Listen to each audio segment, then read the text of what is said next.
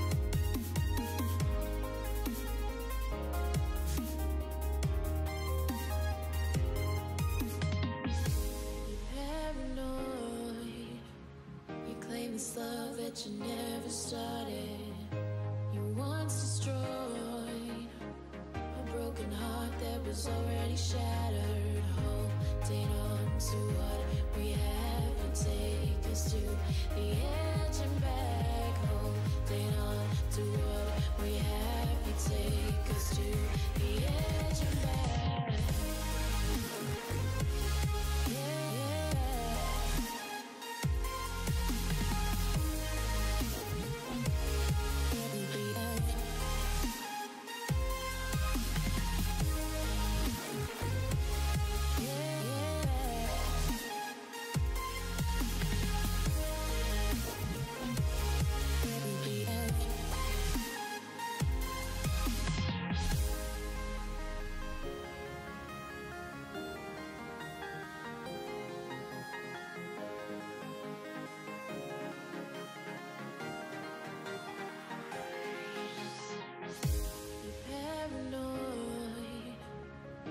This love that you never started, you once destroyed a broken heart that was already shattered. Holding on to what we have and take us to the edge and back. Holding on to what we have and take us to the edge and back.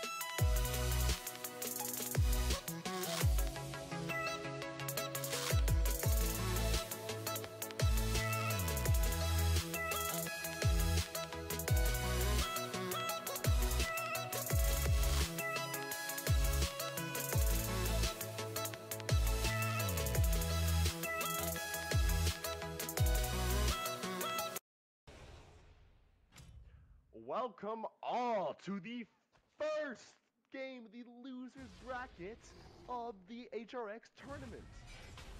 It's your host, a Comcast employee, and alongside me today is Sinbreed. We got ourselves Namaso on the Odin versus Latterus on the Raw. Sinbreed, how you doing today, my brother? I'm doing great. I'm really excited for finally that high risk qualifiers are getting started. Same here, I really can't wait.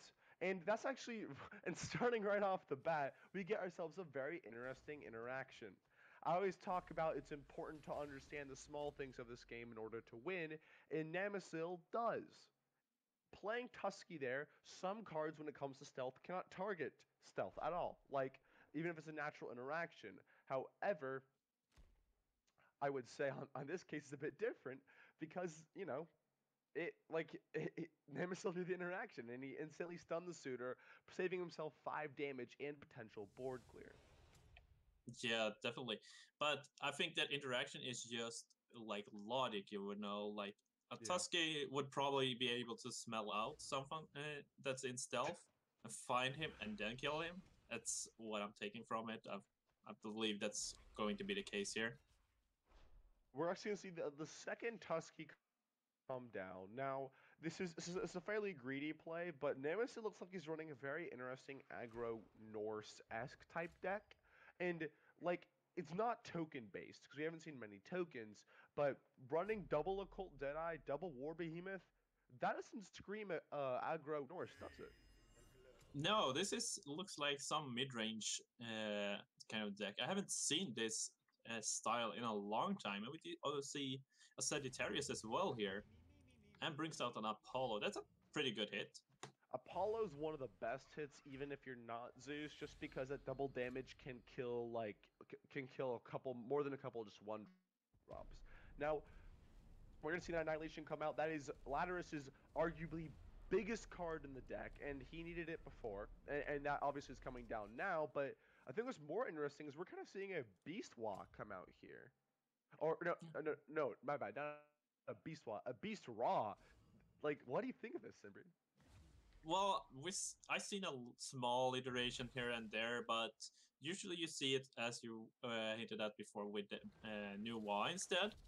But I can see it working. I mean, with Bastet dying, it spawns free cats. If you can take advantage of that somehow, I think it can be a good deck. But it's gonna be like a big test for it to see here if it can survive an Odin matchup. I think that's going to be its biggest test here to see if it's actually going to be viable or not.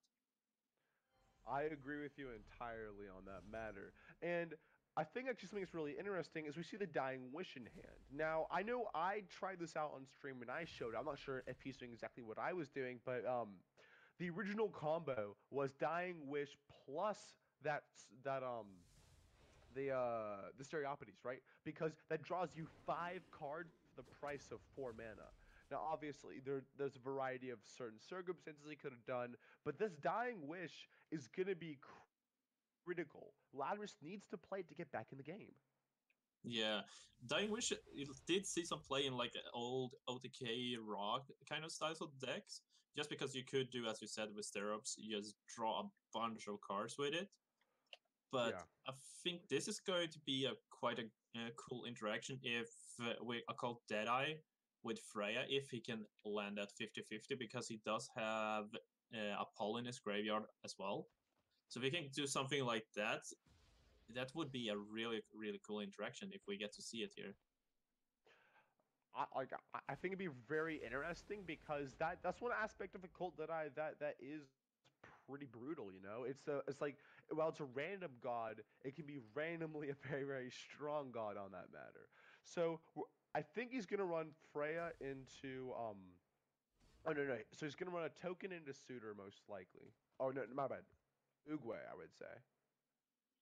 It looks like he's debating face here. Okay, so he's actually gonna put that into the summoning stone into the beast. But here's another interesting thing. When you mouse over hyena is whenever you summon or whenever a beast enters the field. So by this logic, Hyena still gets buffed because even though he didn't place a god from his or place the beast from his hand, it still entered the field brand new. Yeah, it did die, and then it Yeah. spawns another one of it. So we'll see if it maybe can stabilize here. We do see a fire giant in the hand of Nemasil, and he does the runestone here. So maybe he want to set up a full charged fire giant plus the two ones imps here, or something like that. Maybe. Honestly, I think I'm on the right track there. I think I play Runestone here because like Namasil's deck seems like it's equipped to deal, right? It's equipped to deal with the later game much better than most Norse decks, and especially when you can full clear board with Runestone, and your opponent has had one card in their hand they have not played the entire game. Like the odds of it being a board clear are very rare. So I think we are. Oh, that's a 2 mana Runestone. That's a. I will take that any day. Yeah, it's a very good pickup here. But I do not understand why he actually played that, because he doesn't have anything to play with his remaining 2 mana because he has the Gladiator in play, which makes your hero power is only 0 mana still. He could have maybe saved the 1 mana in the later stage if this game would go long, and there might be a stabilization from Ladros. Yeah. Honestly, what it kind of came down to, he, well, I mean, we know he won't survive because of the fire giant, but Latterus probably did the best he could on that play. Yeah, he did get back to Freya, and that's a very potent aspect of Occult Deadeye. Yeah, I wonder how many actually gods does Nemesis play in this deck, because that Freya is the only one we've seen that come out of his deck. It's very possible that's the only god he's potentially running. Just just for the just for the possibility of this happening. Namasil kind of looking to do a little bit of swaggy BM here. Like, probably getting Uh, the game a bit earlier, but maybe just being cautious. Who really knows? Namasil taking game one. Simbri, that was a pretty quick game, and it was pretty brutal, if we're being honest. Like, we never really saw Lat being able to come back in the board state. Do you think that's because of the deck he was running, or because Namasil happened to get the drop on him as Norse? well, it started out with Nemesis being really careful, did not hit with his first Curse Warrior, and then he saw the stirrups, and then he went on the aggressive. So just checking for that Sobek on turn one and seeing, okay, this is some different kind of deck. It's not a normal raw deck, so I probably can just go very aggressive. It's the feel that I got from Namasil's play, because after that he was super aggressive.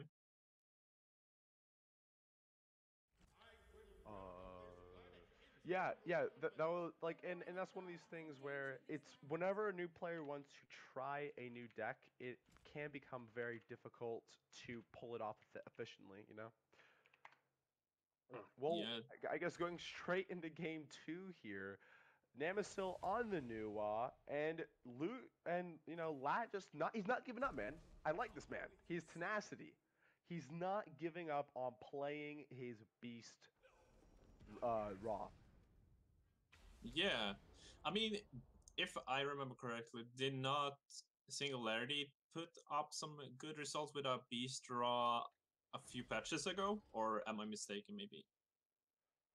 I don't personally recall it, but it's still very possible that he did so. We could see. I think the Tusk is going to come out here. No? Oh, okay. So he's just going to. Okay, I see that. I see that. Generally speaking, you want to try to keep your hyena very healthy, and I think he's just trying to full clear there. Like I think the Tusky probably could have been a good option as well, but like that was one that was I always call it like a multi playable play. Like he had a lot of options there as loot. Now we're kind of seeing, I think, an initial downfall of this beast raw deck, and that's actually the lack of card draw. That's because by switching Calamity to have that single key statement, you draw a card when you stun a unit, or like when you after you stun, it gave Beastwa enough card draw to become viable. Do you think that's why Loot is gonna kind of deal roughly with these circumstances because he can't draw like enough of what he needs? Well, we did see Dying Wish, and I think that was the only card draw that we saw from him. So I mean, it's a decent card draw. The backside is, of course, you have to kill your own units for it to draw you any cards. But so far, yeah, Beastra is kicking Nemesis' ass. To be honest, here.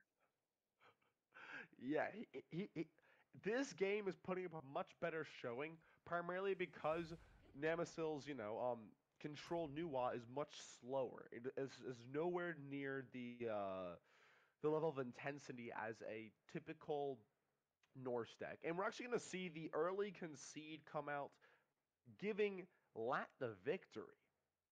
Yeah, Wow, Sinbreed. Game one, not doing too hot, but game two, stomping on this control Nuwa. yes. So this might be just like you're very, very depending. It looks like on your opening hand. Like, Yeah. can you basically like get a very, very fast start as you can do in the Beast War deck, but you do not have that closing as you do with Nuwa in the Raw deck. But like we see him make it work here, so I'm interested to see what else he brought here. Same here, same here. I think that game was very interesting because we do see one of the downsides of the control Nuwa, right? Where it's in this current game, like we have a couple aggro templates. I say aggro templates because generally speaking, you're not running like aggro Roman, but like we generally will see aggro Norse, a little bit of aggression based Beastwa, and then even now we're seeing some aggression based Raw, right? And control Nuwa does, it's kind of slower. It's an interestingly mid range control based like elimination based deck. But as you saw right there, Guan Yu in hand is perfect when you have spells to play him with. He had nothing.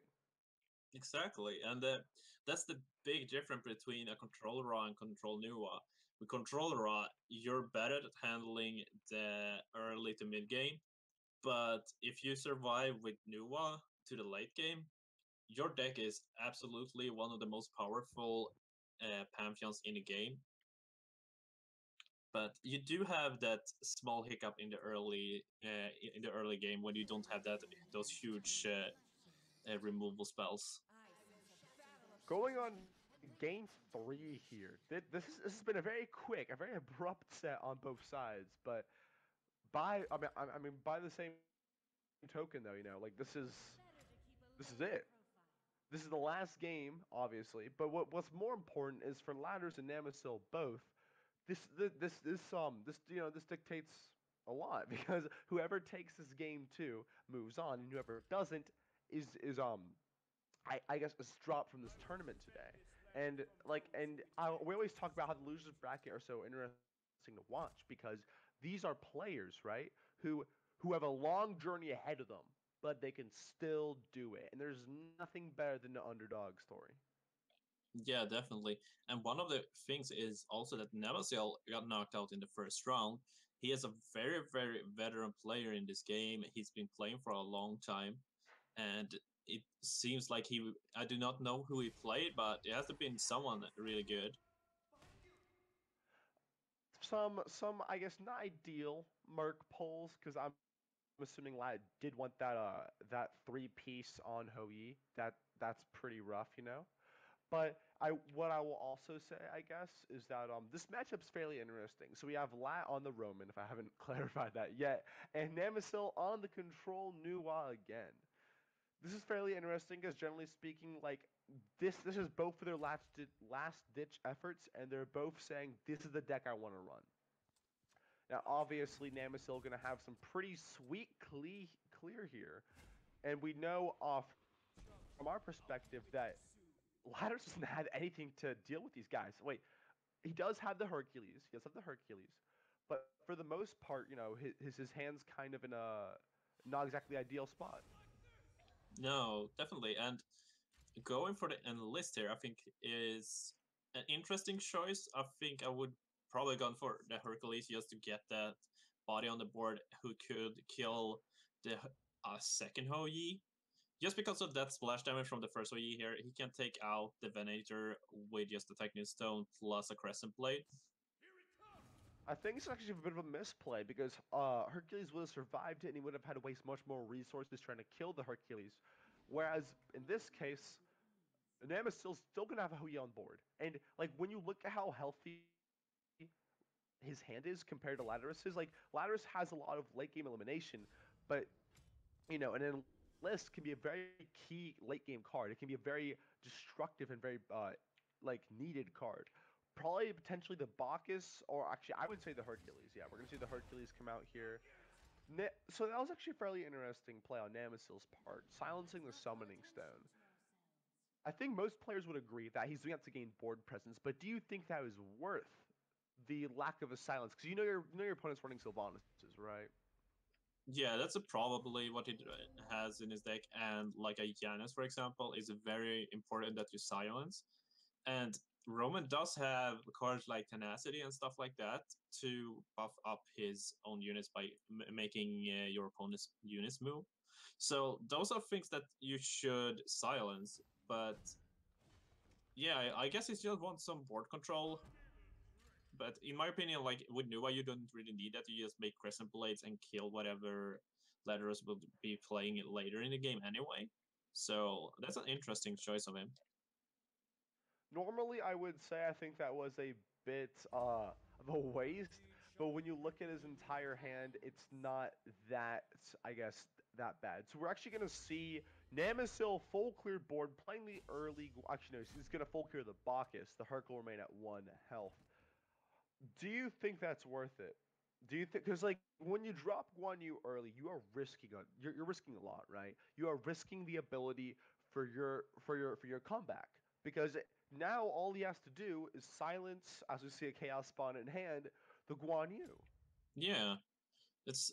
I do not know why he would go for that so early. His Summoning Stone is still very, very healthy, and he could have waited maybe 2 to 3 turns before deploying that, maybe bait out the silence on something else. Like we see that he does have the Imperial Archer, for example, or the War Behemoth. That could have been a good silence target either way for Leteros. So yeah, I would agree that's a misplay on his part, maybe a little bit of impatience. Yeah, yeah. I think one thing that's actually very interesting that was like Bacchus. I want to talk about Bacchus for a second, right? Because the card, when you look at it for face value, is one of the strongest cards in the game, and it's just absolutely insane, right? The bonuses, if you leave a Bacchus on the field, you lose, and I think that's kind of why he played the Guan Yu so early. Is he's saying I need to kill this Bacchus before I end up dying, because just all of his buffs, whether it be the 1/1, the cleave, the immune to melee. I'll actually see the 1/1 come out. Just like and they protect one. They're all so powerful. Like he is this card that will completely destroy everything if left alone. Yeah, and this is interesting. I would think that he would have gone for a bludgeon there, but he goes Yeah. for something else, and he just goes for stone damage here and puts a lot of pressure on Namasil. That yeah, we will see that, and this is again like we've seen Control Nua do good, but this is where we're seeing it not do so hot. And I mean, I say do good because but if we're being realistic, in the past couple of tournaments, we haven't really seen it at all because it is just a bit too slow for the current meta. And like as we're seeing here, it doesn't matter how much Namasil answers, he's still dealing with the issue that like Roman has these cards like Bacchus, and Bacchus is actually I think he got the cleave here, which makes this extremely painful considering he can wipe out Ao Kuang without even killing his Bacchus. Oh, the cleave gonna come out there indeed. And he can follow up with like a fire giant here, and that's what he's going to do. It puts immense pressure on, basically telling Namasil, if you don't deal with this board, you're dead in the next turn here. And I think that's exactly what is gonna end up happening. Like, I don't think he has an out. His only out is I think a double Imperial Archer, hope for RNG to be with him. RNG. Like, I would almost say put. I would just see it doesn't really matter, right? Because Roman just blinks, and that's what I've always said in the past. A Roman Fire Giant is the best Fire Giant. Bad RNG Yeah. there. He needs to get some good RNG here, and he's gonna get all right RNG, but enough to make him survive at least for the next turn. He does have the Blink Terra, which I think is what he's gonna do. Then I would just Smork Stone because 7 damage from opponent's hand of 3 cards. I'm saying you're feeling pretty confident that Lamisil's not gonna have an answer to this 5/7. Well, you can actually clear here if you want to. If you put Ao Kuang behind the Summoning Stone, you shackle it, and then Bludgeon, that will Yeah. kill both of them and leave Namasil with nothing. I know that Lattice is most likely gonna win this game, but I will say it's plays like this that sometimes can indicate a player's newness. Like, if there was a potential out, putting Terra in the same row as a Fire Giant makes for a very, very clean Dragon King.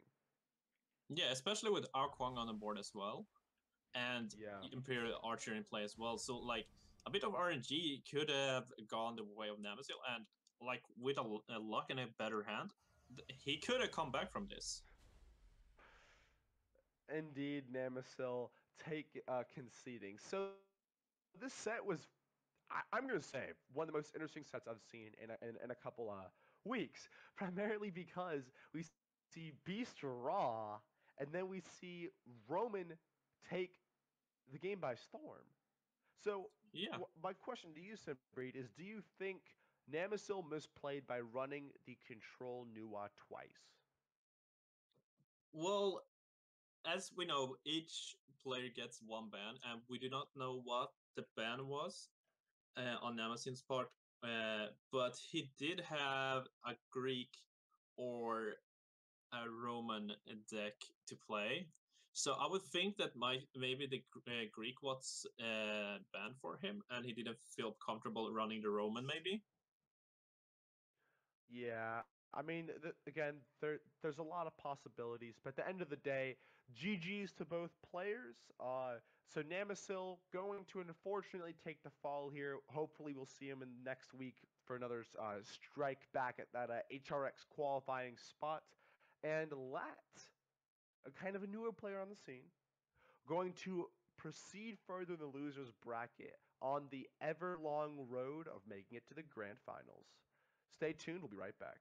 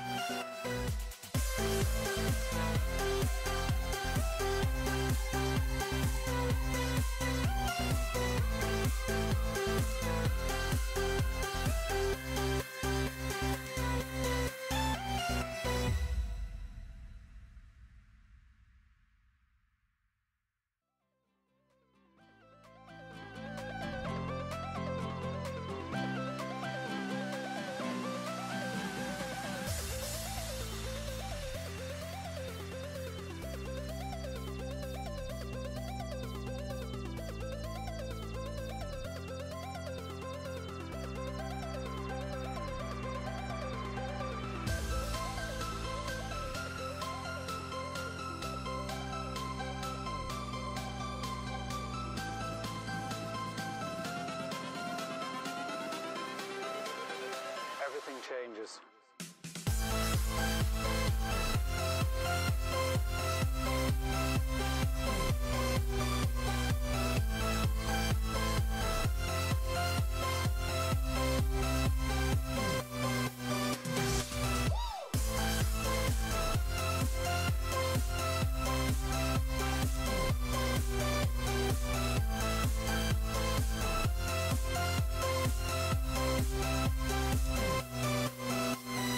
Life.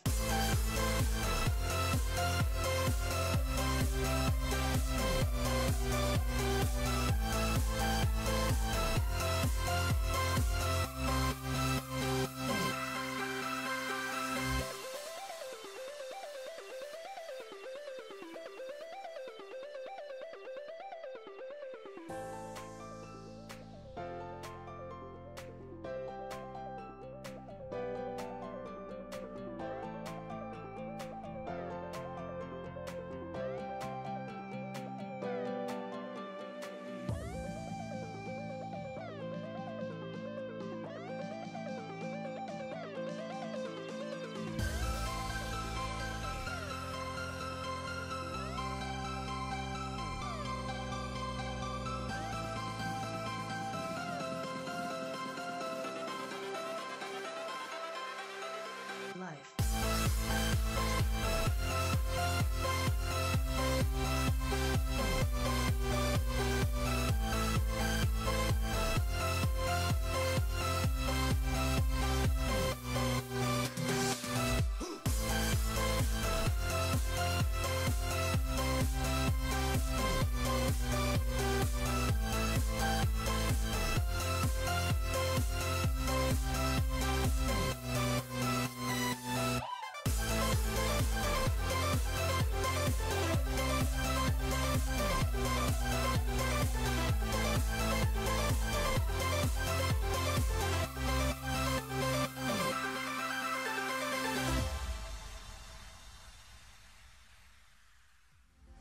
I was fine when you held my hand.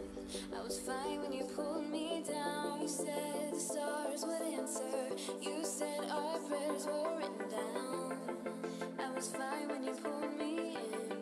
We were forced to be human, and then the world came after, and I had never questioned it. And they said it was wrong.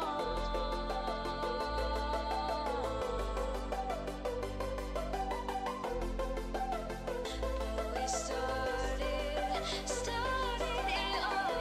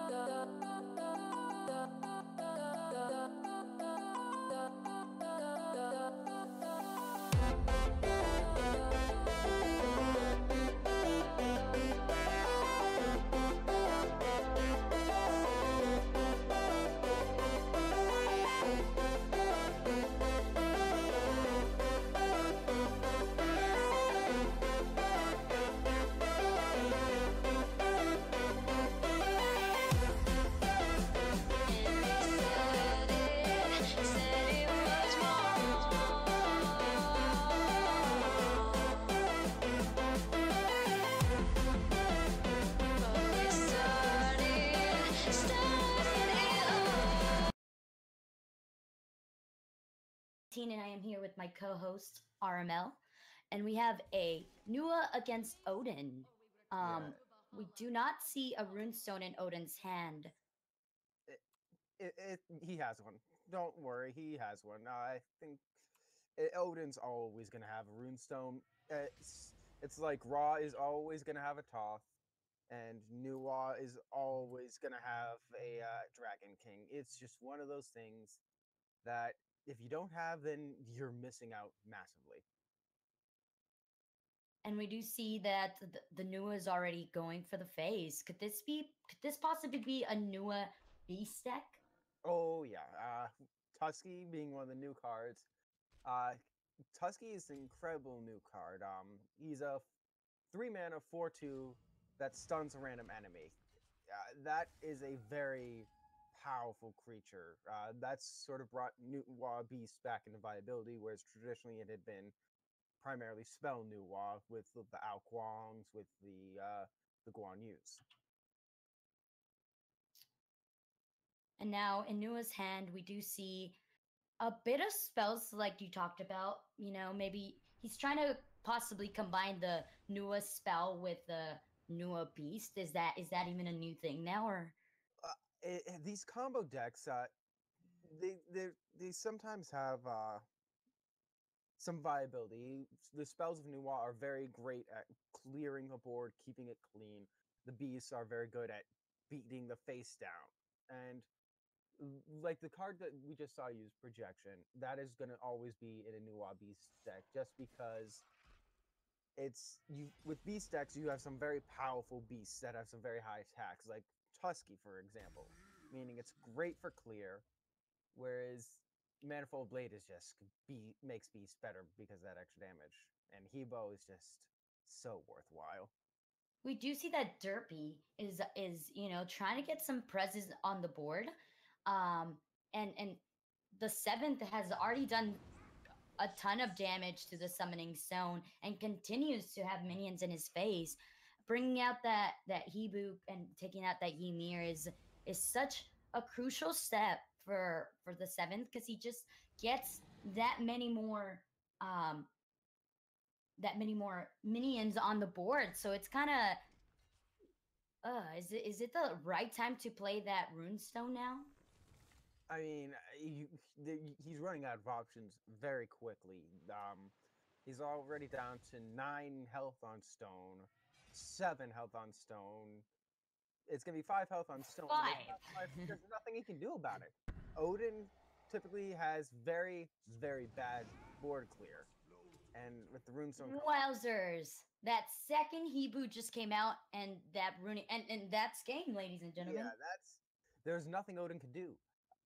Beastwa is very similar to these aggro Odins that we're so used to seeing, to the old aggro Mayan. It is just going to keep going and going and going unless you can just pull the carpet out from under them. If you don't stop them early, they will run over you. It will be insane.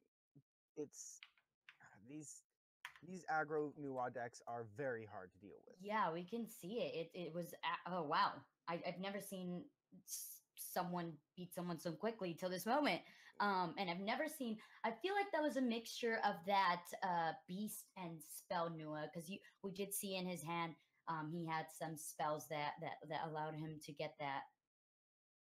Yeah, the spells that we saw in his hand are just very, very good hard removals. Well, not so much hard removal, but just very good removal spells. Projection is an incredibly valuable card. Being able to basically get a free attack off. You take the attack of one of your units and you just put it on something else. That is, think about it. Tusky's a four attack card. Right, What- and you get that stun. That stun's just absolutely great.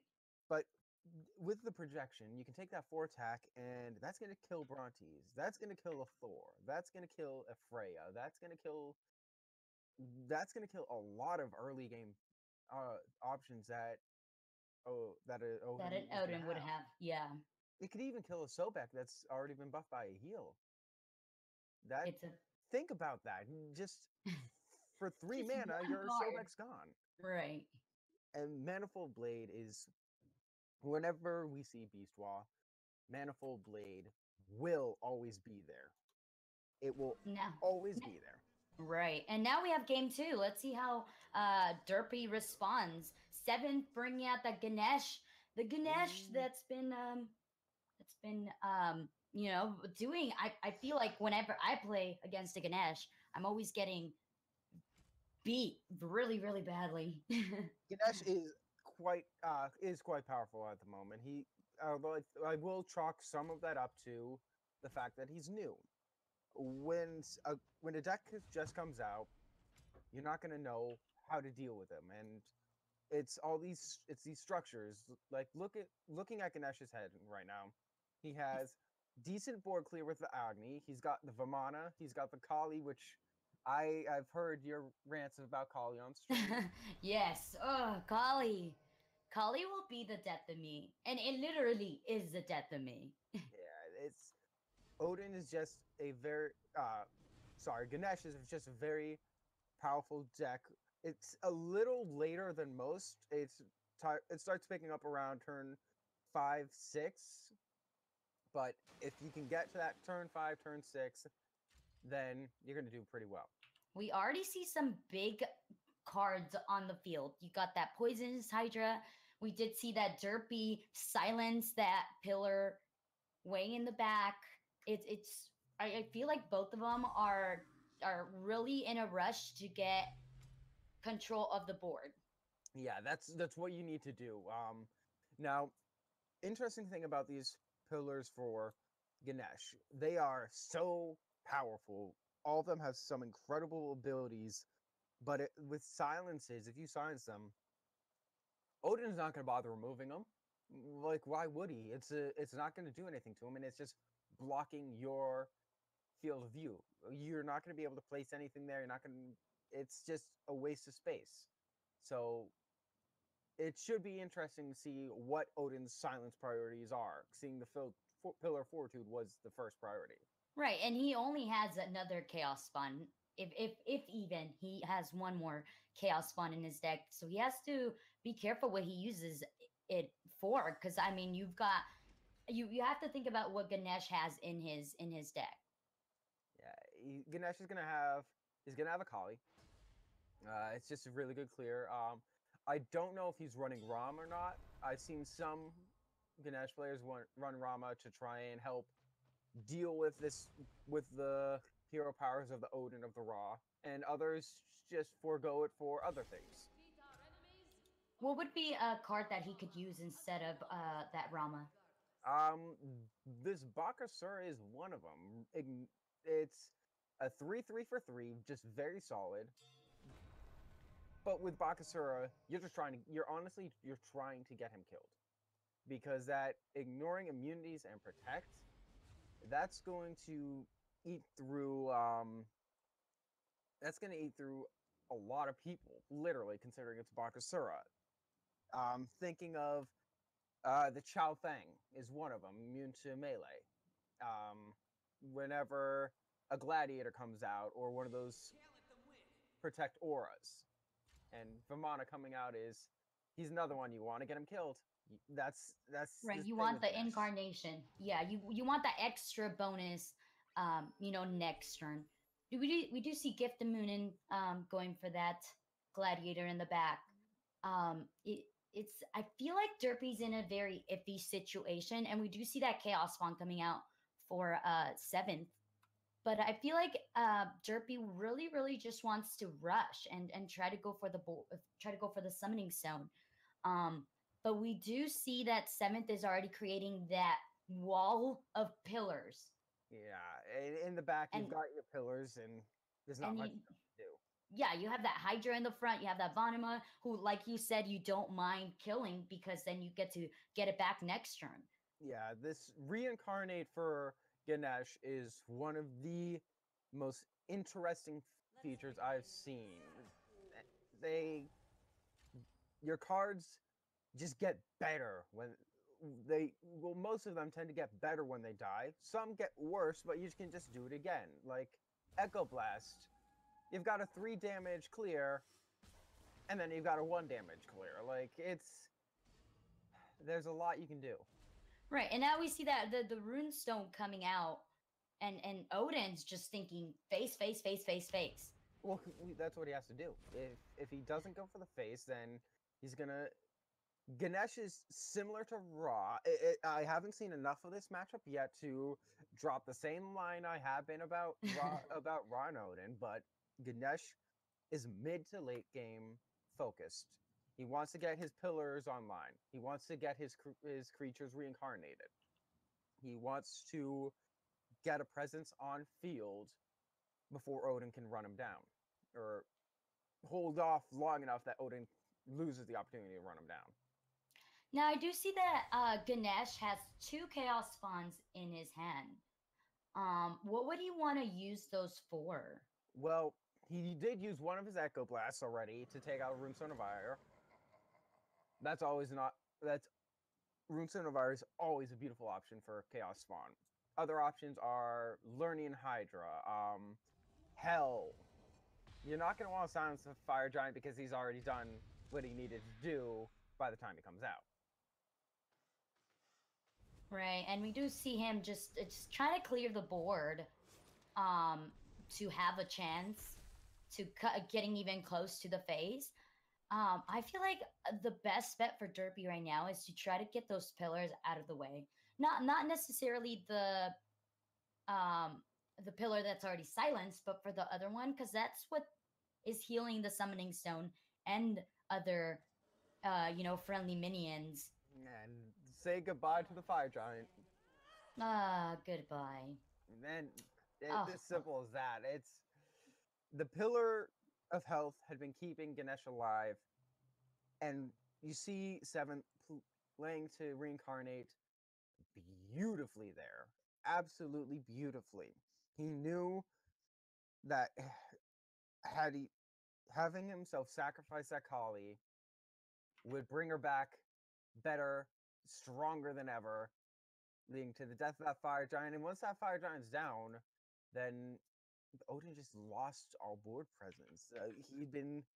He had been steadily kept down, not outright being dominated, but had been kept down. When a pot's boiling over, you put a wood spoon over it so that it doesn't bubble over. That's what Ganesh did. And if Odin can't bubble over, he's not going to do much. Right, like we said, if he doesn't have any early game, if he can't rush for the face, it's just game, and that's what we saw. We saw Seventh taking out that Odin, and it was beautiful. It was absolutely beautiful. It was. Makes me want to go home and try playing the Hindu.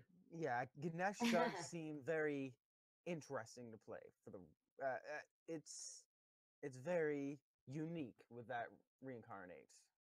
So, ladies and gentlemen, that was game 7 with that beautiful Ganesh deck, and yeah, let's get ready for the next match.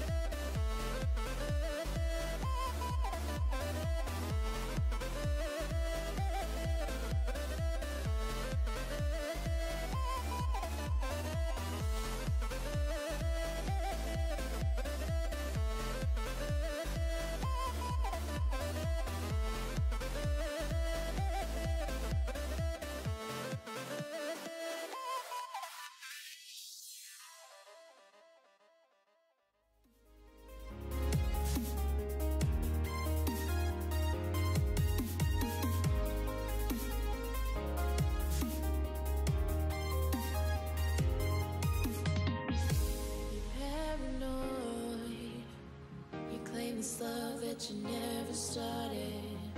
You once destroyed a broken heart that was already shattered. Holding on to what we have, you take us to the edge and back. Holding on to what we have, you take us to the edge and back.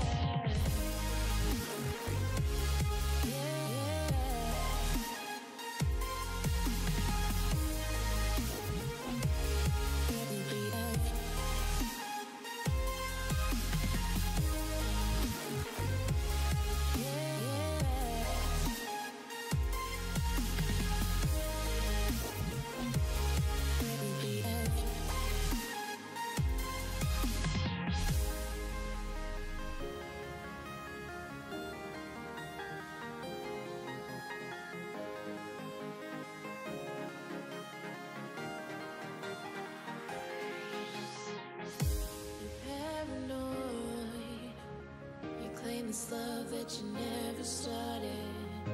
You once destroyed a broken heart that was already shattered. Holding on to what we have, you take us to the edge and back. Holding on to what we have, you take us to the edge and back.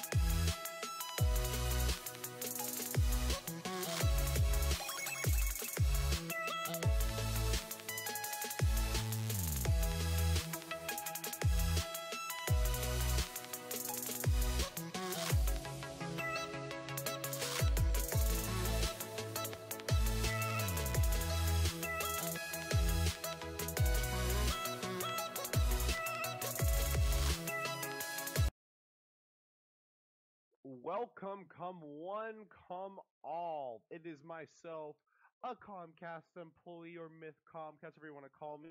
Alongside me is my boy Kenny. We're seeing a Hiya. Beast War matchup. Grayfee versus Mace to the face. This looks like a Beast War I've ever seen it on both sides of the. Oh no, I stand corrected. Grayfee looks like he's running a control Nuwa, but we'll get into that a bit later. Yeah, it Kenny, looks baby, how you doing? How you doing? I'm doing great, man. Let me proceed with I'm really honored and it's a great pleasure to cast with you the greatest streamer on the greatest hand of the god streamer. And yeah, I completely agree. We're seeing a beast raw deck for Mace to the face and control Nuva for Jeffrey. So in this particular matchup, Beast Bar, obviously everybody knows, is really strong in the early game. You want to be ahead on the board. You want your two drops, your three drops. All of your cards play off each other. They all have synergy, and you want to overrun your opponent. Whereas control Noir is the complete opposite. You want to control the game. You want to make sure you always have the board control. You want your opponent to not to not be too strong on the board in order to get to the late game where you have your strongest card, which is a Sun Wukong, which is a Guan Yu, which can easily board clear, and from there on out you can look to conquer your enemy summoning stone and beat your enemy. The, yep, that is pretty much the summary of the matchup. Now, Mace to the face, taking it clean. Def. Oh no, actually, no, my bad. Yeah, no, yeah.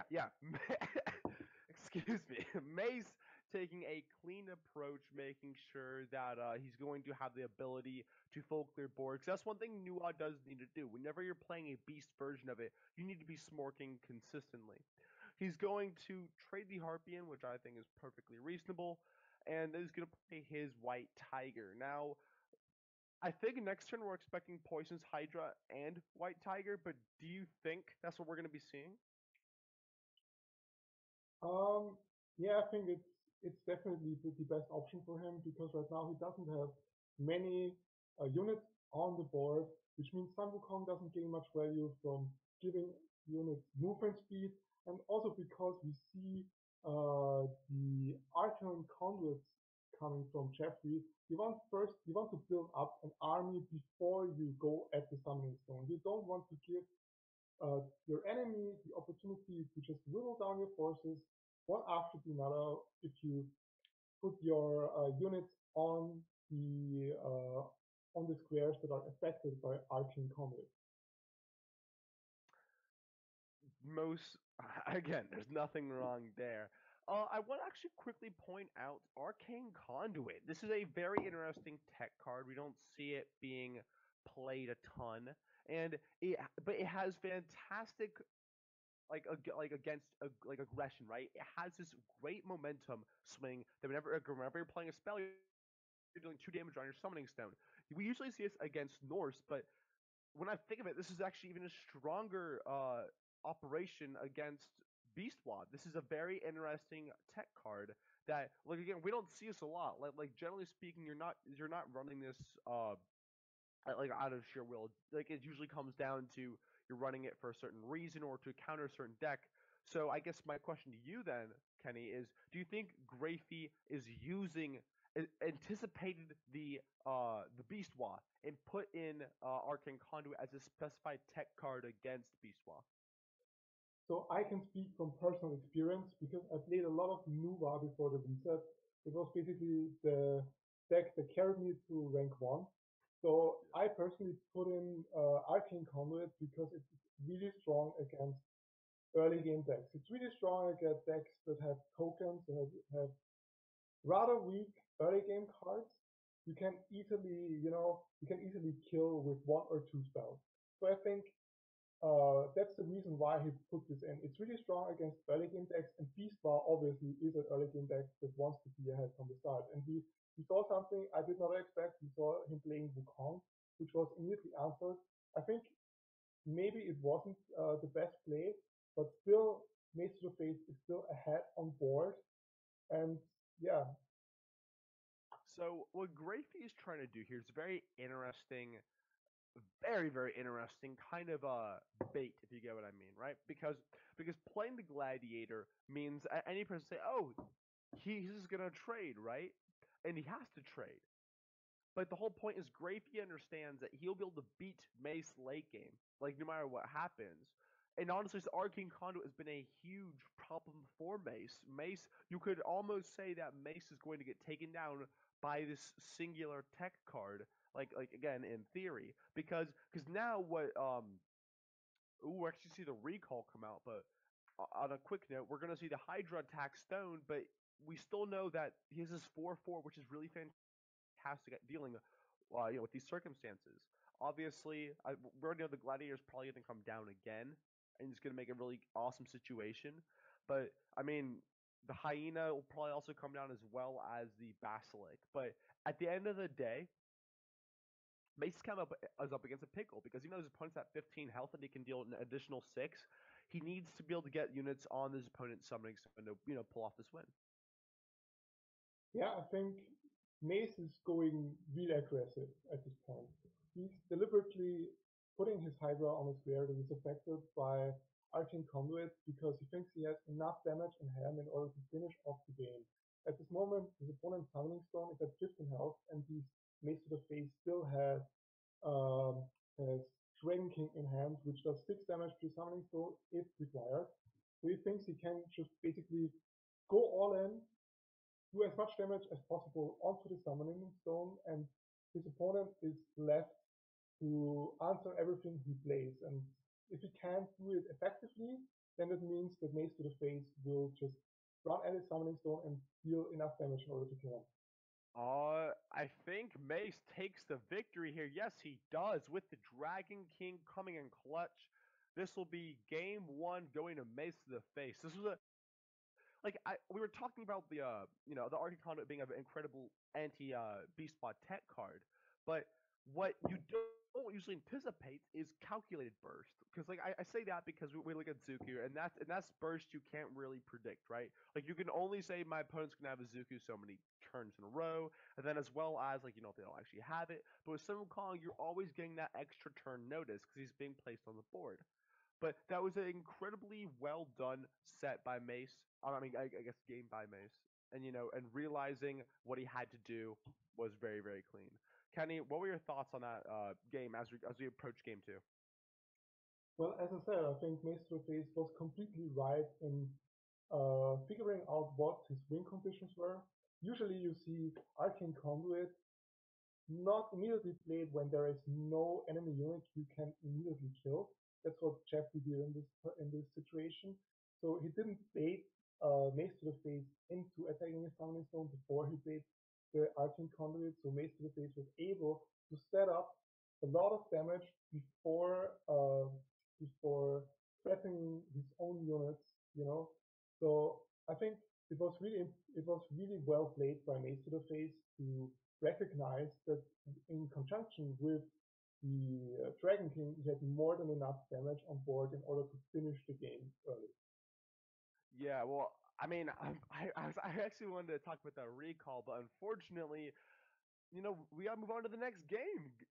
But I think the much cooler aspect of this is that we're not seeing any new but we're seeing Mace on the Roman and Grafey on the Norse. Now, if you see what I see, you're seeing a token Norse. Very Yeah, interesting, a zombie-based token with Zaman Norse. This, and I'm assuming there's probably even a carrier behemoth somewhere in there. And then, so we've seen this deck in theory on ladder multiple times, but we've never seen it really been played at tournament to perfection. So wait, do you know what deck I'm talking about, Kenny? yes, of course. I know Token Norse. The thing with Token Norse is, No, but it's like the token carrier Norse, yeah, where I know, your I know opponent has a what, carrier behemoth in their deck. Yeah. I know what you're talking about. The thing Okay. is, it's still really hard to pull off because in the first place you have to have carrier in your hand pretty early because you want to get as much value as possible from it. And the problem with token has always been that if you don't have the carrier in hand, as it is right now for Odin, your tokens are actually quite easy to kill. There are a lot of spells, like in this case, that can easily kill those tokens off. So you don't really get the value you want from the tokens. A very interesting situation there. I'm not exactly sure why this happened, but Zampin only spawned one zombie despite 2 units dying. There's a possibility that maybe both of those like zombies were selected to spawn in that spot. I'm not exactly sure. And I'm obviously the test, but that's why I always talk about this game requiring uh, players to really harness that whole idea of not only how to win, right? But much more importantly, the specific interactions. Like I didn't even know that one existed. Did you know about? I guess I'm not sure if it's a bug or a or something, but like I guess here's my question to you. What's your theory on why only one zombie spawned when 2 units died? Honestly, it's a really good question. I personally don't play Norse that much, especially not token Norse, but um, I suppose it's because those both units were spawned by one card. You know, those are both cursed hunters that were spawned by one card. So I guess that might be the reason why we only see one zombie gain from the death of those two tokens. This is a situation for Mace that is just glorious. He got double rain of arrows start. Honestly, I would just I think he's trying to hold off here. I would just rain of arrows. I think that's by far the best play because like he's trying to hold on to it. Mace is being smart. He's like, you know what? I don't want to risk I want to risk all of the biscuits because especially if he's running a token Norse, there's a very high possibility he could be running a card such as uh like siege or even frenzy. So I think Mace is definitely trying to prepare for the worst outcome by saving that rain of arrows. Yeah, I think in general it's always beneficial if you play your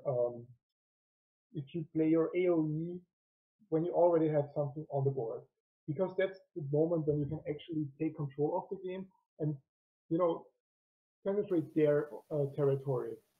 So he saved his rain of arrows, thinking that there is no way for Odin to kill his units. Unfortunately for him, there is a way, but he will still have the rain of arrow in his hand. And right now, Odin expended pretty much everything he had on as removal in order to remove those two units. See, and here's where like I understand Mace's reasoning, but when your hand is full of 5 and 6 drops, you want to be playing a hefty 5 drop this turn. But instead, if you see what I'm doing, Mace just ended up losing a gladiator, and he wasted a whole bunch of resources in an attempt to not use the rain of arrows, but he ends up using the rain of arrows anyways. And this is an aspect where it can get pretty brutal sometimes on not necessarily misplays, but more on the topic of when should you use certain resources. We'll probably see a Terra come out here, I would assume. Gonna try to play around Crippling Curse on his note as well. So do you think we're gonna see the Terra here? I mean, I guess that question's answered. Well, then why do we Yeah, see the Terra here? well, to touch on what you just said, I think he knew exactly that there was the possibility that these two units could be destroyed. But the thing is, you want your opponent to use his removal, and that's exactly what Odin did. So now he can play the Terra. He knows it's very unlikely Odin has something like a curse in hand because he just used it. So now he can play the Terra. It's a 6/6, can trade easily into pretty much everything, and he still has two bludgeons in hand that can kill off a lot of Odin's units. So I think it was actually really well done from Mace to the Face because he knew that if possible, Odin would play the curse. Having Nankum here is quite pinnacle actually, especially when your positioning is not exactly on fleek as Grafey's was. I say that because when you're up against Roman is a very difficult pantheon to play against because you always have to assume that your opponent is going to have your removal. And it's very difficult because the removal is based on your movement. And a lot of players are obviously not used to having to worry so much about your movement because in a lot of the other pantheons don't really have it. Like obviously highlights go to to the Chinese pantheons, Calamity and other cards like that. But for like I said, for the most part, you don't really have to worry on that aspect of positioning.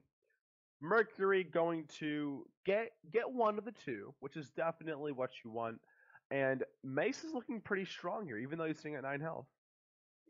Yeah, it's looking pretty strong, but on the other hand, the thing with Odin is always Odin wants to weaken you in the early game, and he still has cards in hand, namely something like Moonstone that can charge up one minion and can immediately hit your stone.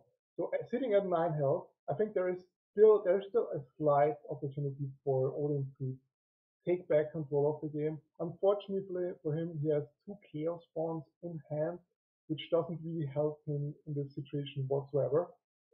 So I agree with you. Mace to the face is looking pretty good at this point because he's stabilized, but there is still the opportunity for Odin, given the right draws, to win this game. He did draw a Carry Behemoth too little, too late. Mace is gonna play his War Behemoth in the back and his Giannis. I'm gonna call it there. I think it was a bit of a misplay. I think when you're at 9 health, you need to block up your Summoning Stone, and I think putting Giannis and War Behemoth in the back is not the way to do it. But obviously, it doesn't matter what I think. It matters what Mace does. That Fire Giant is going to be crucial because that's another 4 applications of that's another application of 4 damages, right? And then on the same note, so now he's at 5 health, and if you set up Carry Behemoth, is even more destructive. So I think that he's definitely gonna set up his Carry Behemoth this turn, try to make this damage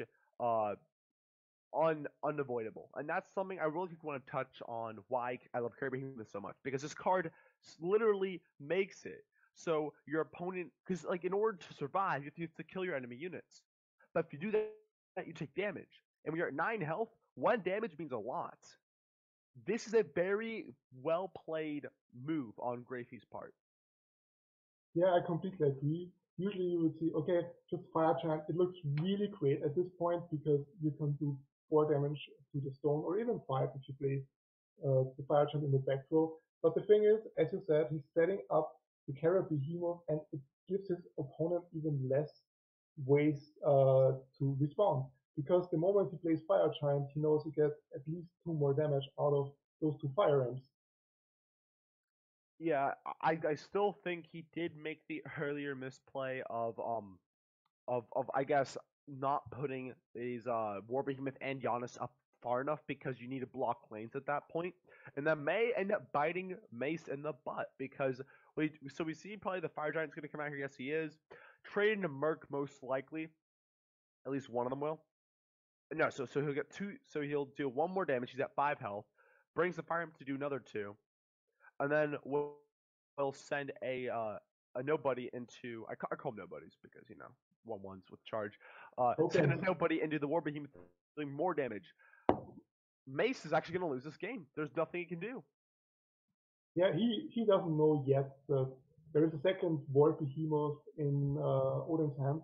But if he plays the second War Behemoth and the first War Behemoth does not get either killed or silenced, it definitely is a win.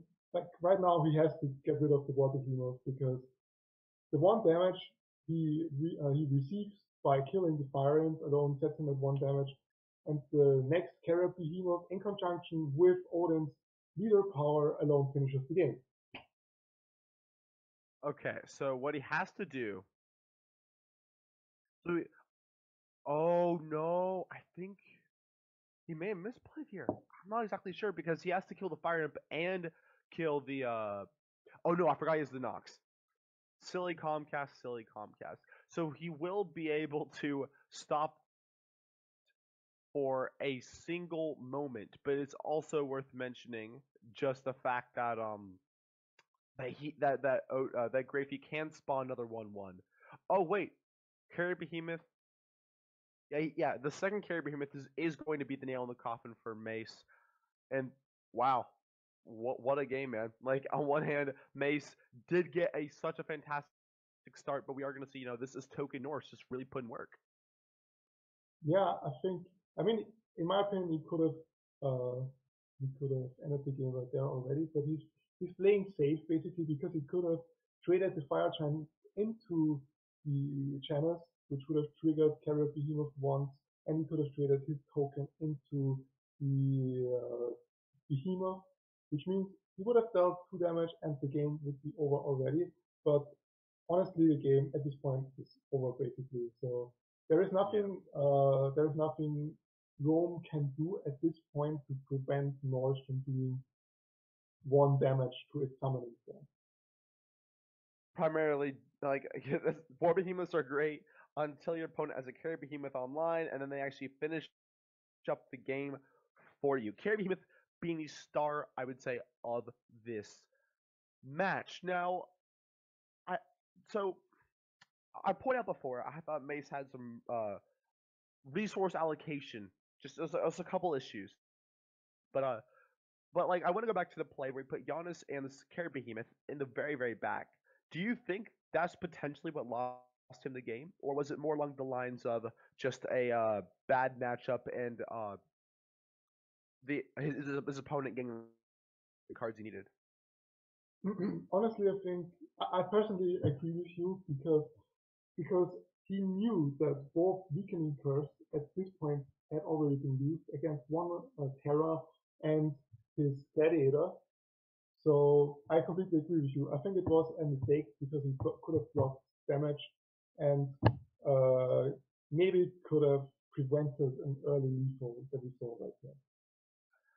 Yeah, that was pretty tough to see because Carry Behemoth is one of these cards that is so incredibly like is underrated in my opinion. Just because the damage you can't mitigate it. There's nothing you can do because unless you want to kill a 1/8, but that takes so much tempo and focus off of the other units on board. And this was a very well played game on Grafey. Like the Fire Giant was very tempting to play on that turn 8 just because you could have ended board quicker. But by setting up the Carrier Behemoth and the double Chaos Spawns, that was a very slow and saying, you know what, even though I'm playing Norse, I've got time.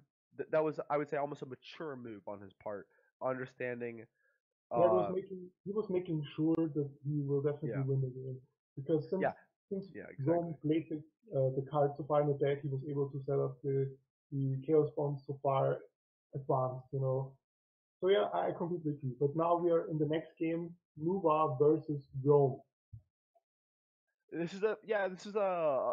I'm assuming we're gonna probably see a Beast Walk come out here, and by the looks of, pardon me.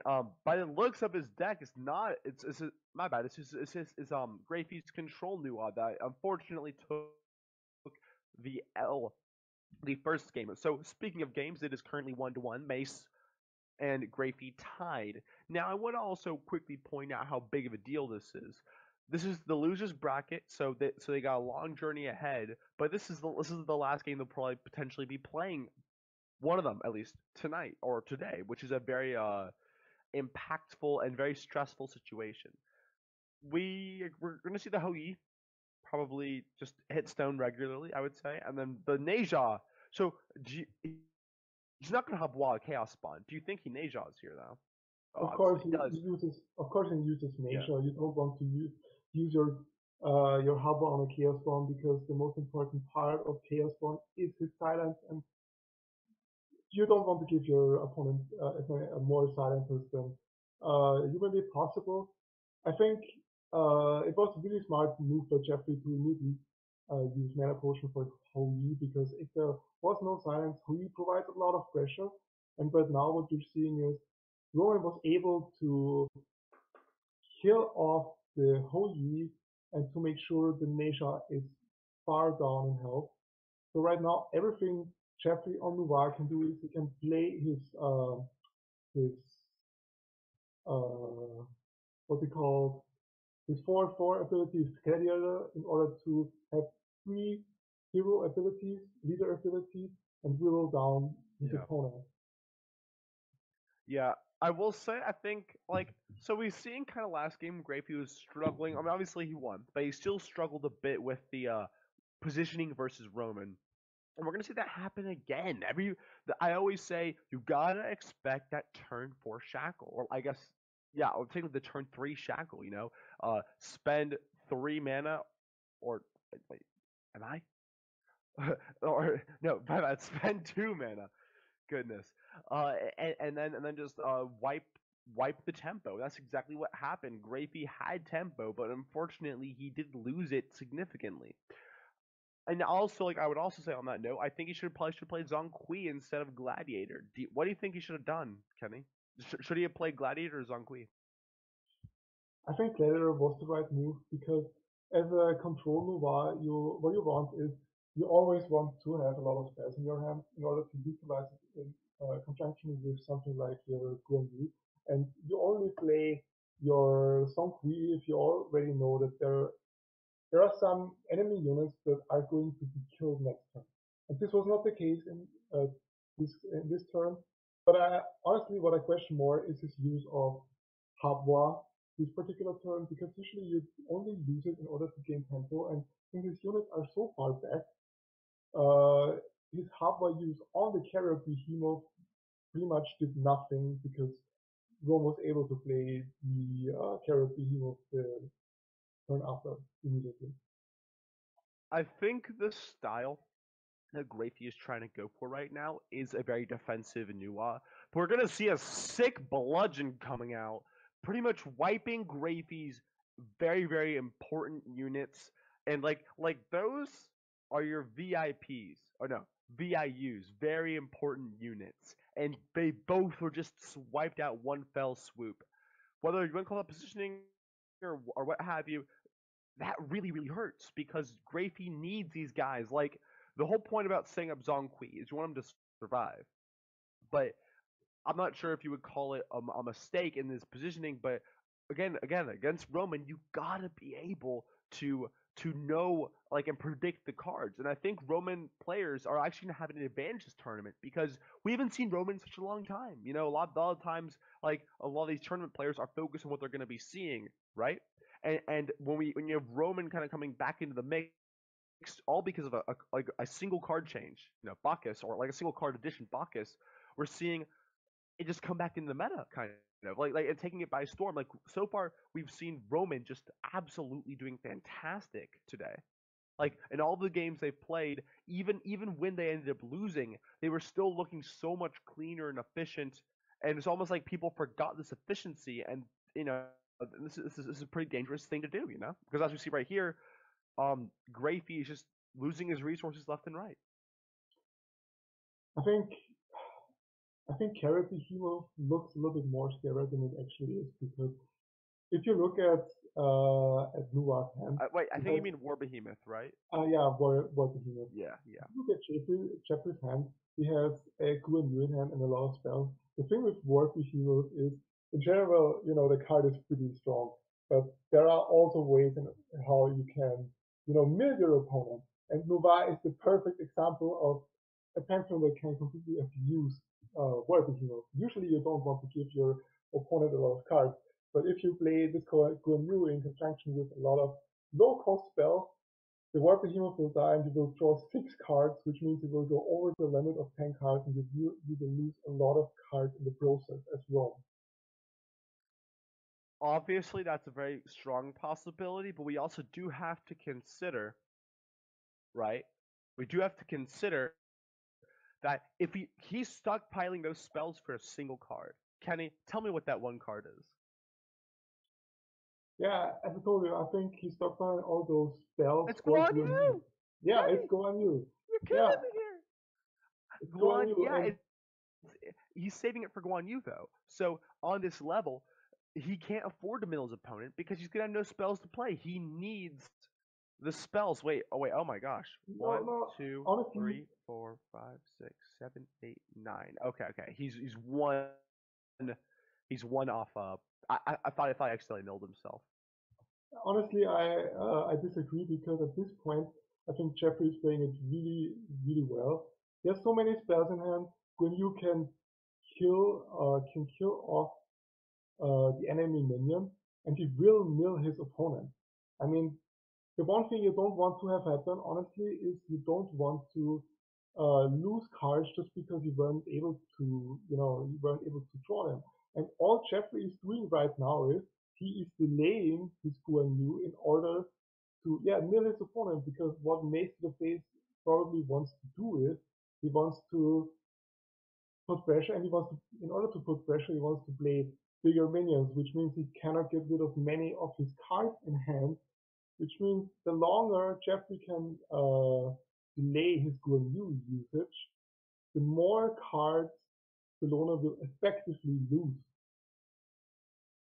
I see where you're coming from, but I would actually disagree, Kenny, because I think at this point, Mace has, well, like, he has clear, and having a bunch of one drop spells is good. It's really good. However, just like the sheer ability of where he's kind of going is not going to end up, I don't think, too well for him. The only thing I would say is kind of Mace played a bit passively this game. I don't think he should have done. I think he should have played much more aggressively.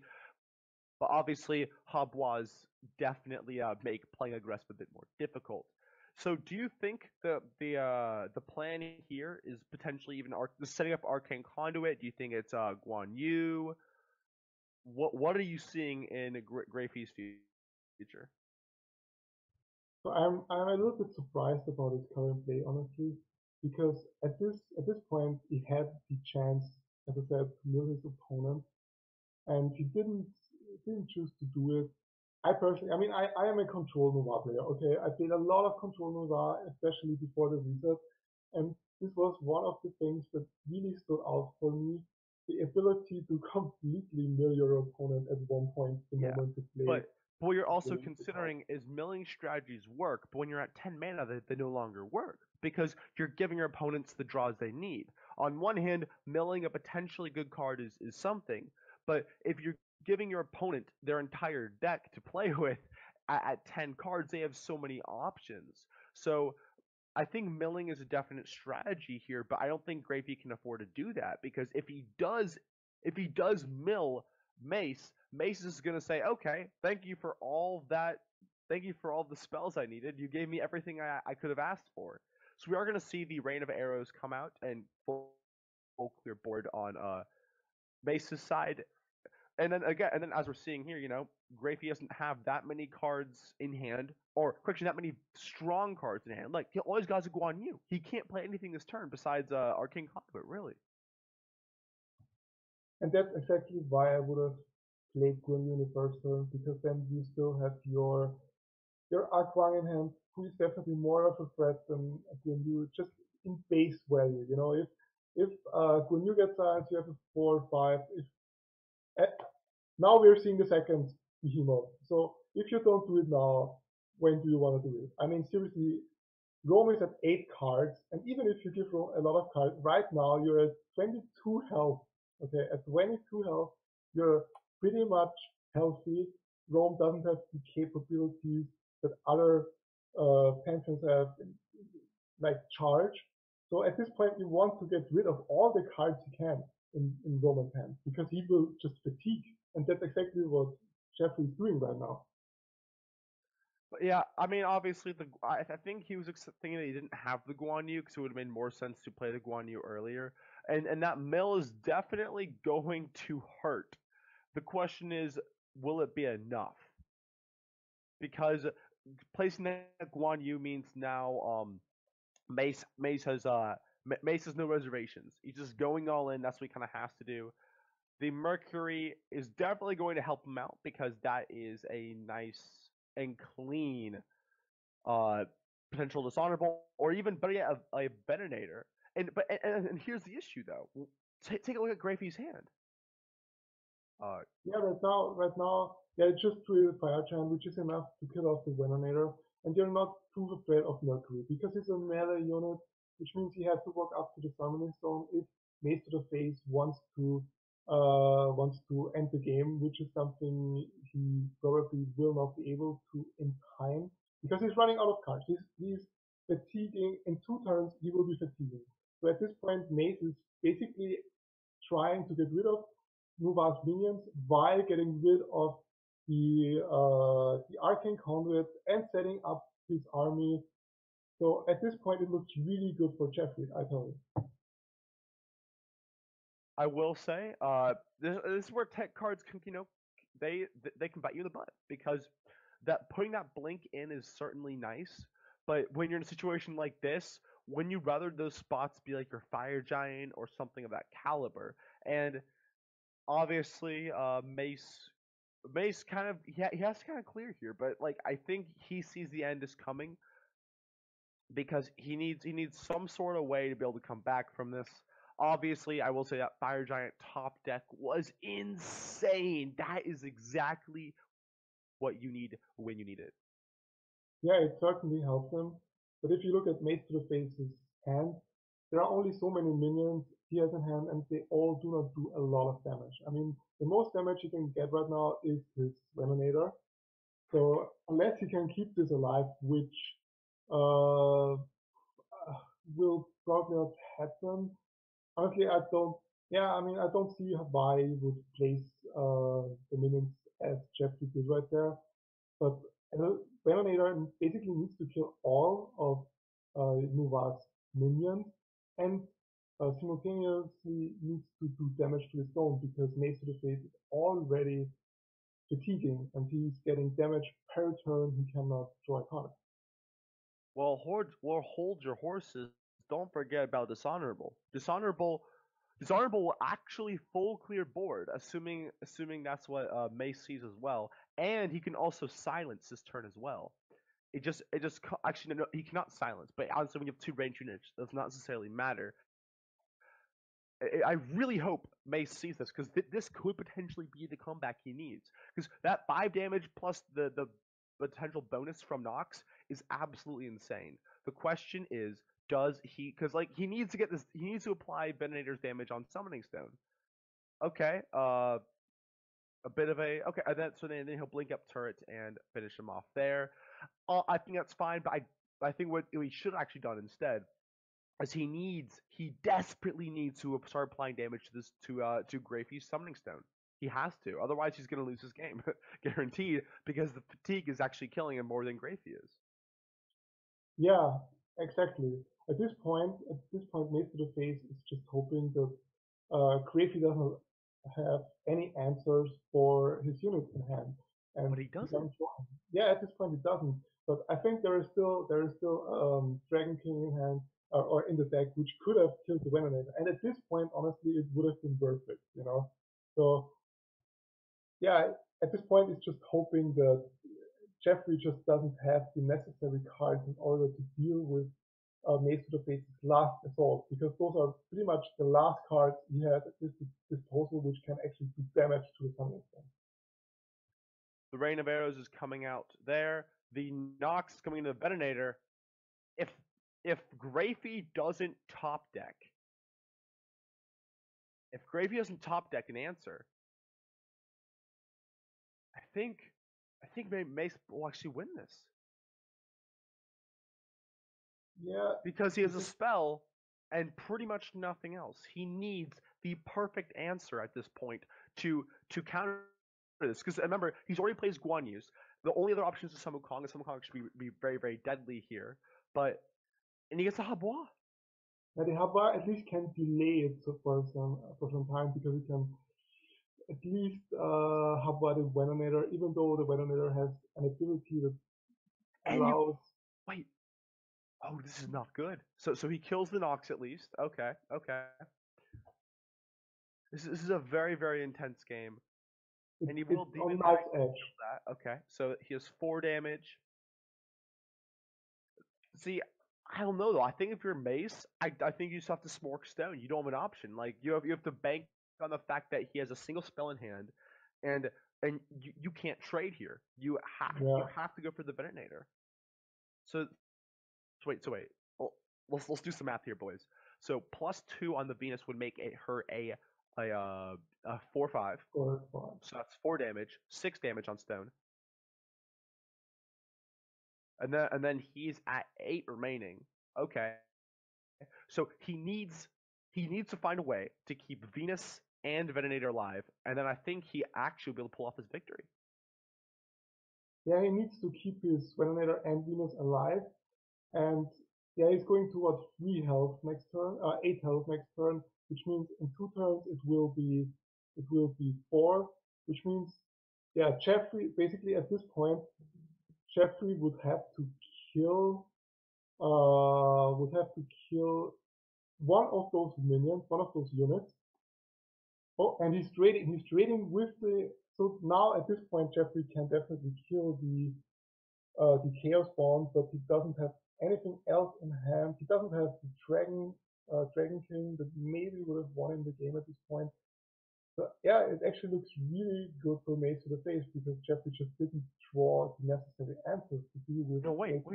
How much fatigue damage did he just take? Yeah, he just took 4 damage, 5 damage Okay. next turn. So yeah, he has to get rid of the Guan, but still, unless he draws the Dragon King, which he does not. That's GG. That's game. That's Yeah. game. Mace able to take the set, coming back from fatigue.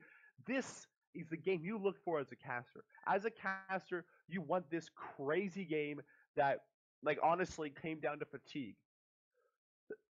Pardon. And it's just, obviously, Mace played this extremely well. I think he actually could have won a turn or two earlier, but he definitely. I mean, that was a full-fledged battle. Both opponents, or I guess both sides played it really well. I think if we're gonna be honest, obviously both sides made some misplays. They did. But I think it comes down to. I think it just surely comes down to.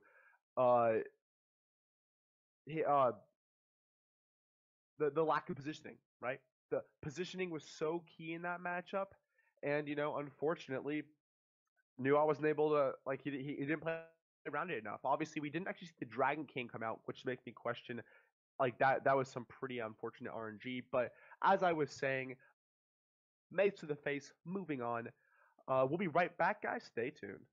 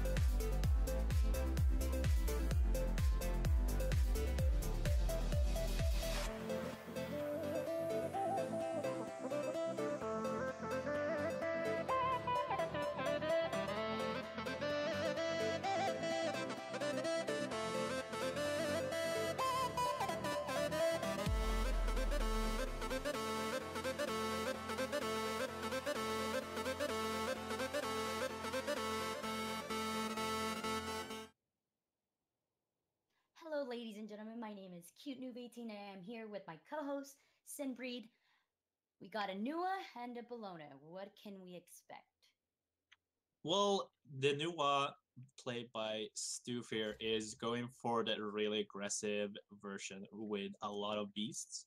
So as can see here, the double Tusky plus Elder Harpy, and then a Hiwa for that tempo play. And we see in Slug Life playing like control Bologna here. So I have not seen this matchup that much. So it's gonna be interesting to see how this plays out. What is something that Slug Life has to do to make sure that that Stoof is controlled? Well, basically just spam removal and play safe and try to use his hero ability as much as he can just to keep the beast at like far away as from his summoning stone as possible. So like a Mercury play here might be a good choice, but if it hits the White Tiger, it's it's basically gonna be a little wasted just because of White Tiger's ability that he gets 1 health at the start of Stu's turn every single turn. So we'll see what it goes with here. Yeah, it'd be kind of pointless to play the Mercury and then the Mercury going for that White Tiger, and then it's just like getting his health back. So he does go with that, but the perfect play would have been getting rid of that Elder Harpy. Yeah. And you can see he's upset by it. Yeah, definitely. I would be too. I think the positioning as well here from Slug Life is a little bit weird because he does have a Cupid in hand, so he could have gone for a stun play next turn on whatever moves forward and kill it off with Mercury and have it still be in play. Now Stoof has the opportunity to go with his Elder Harpy and just trade with Mercury here. Yeah, because I mean it only has 1 health. It could do damage to the summoning stone if he really wanted to, and then make Slug Life have to trade his Mercury with that Harpy. Yeah. But now he has that Tusky, so he could just stun it and not even have to trade. Yeah, so this is like he has a few different plays he could have made there. He could go for, as we saw, the Tusky, but also Hou Yi. And Hou Yi on an empty board is so strong. But I think if he would have done that, then he would have, had to deal with the Mercury next turn. And I don't think he really wanted to. I think he just wanted to get rid of it completely. Yeah. Ooh, that Bludgeon, getting rid of those 2 minions, but leaving that White Tiger is. I mean, it's not the you get rid of 2 minions, but you still have 1. I guess that's like the best choice he had. What is something else he could have done with his hand? Well, I think that was the best play that he could have made there. Just because he didn't have anything on the board, and whatever he plays, he's going to just be behind on tempo. Like if Stoof, as we see in his hand, has a Hiba, then Slug Life's pass turn will be for nothing unless it's a Warcry like Mercury or a Cupid. But I think that was the correct play and try to set up for the next coming turn here and take as little damage as possible. Yeah, now just bringing out that Hou Yi and still doing damage to the summoning stone. I feel like Slug Life has to get some minions on the board. It's looking a little grim. I mean, Stoof with the board control. Like I don't see like what is he could bring out the Cupid, maybe the Bacchus. He's got another Mercury in his hand. Yeah, I would probably see a Bacchus here.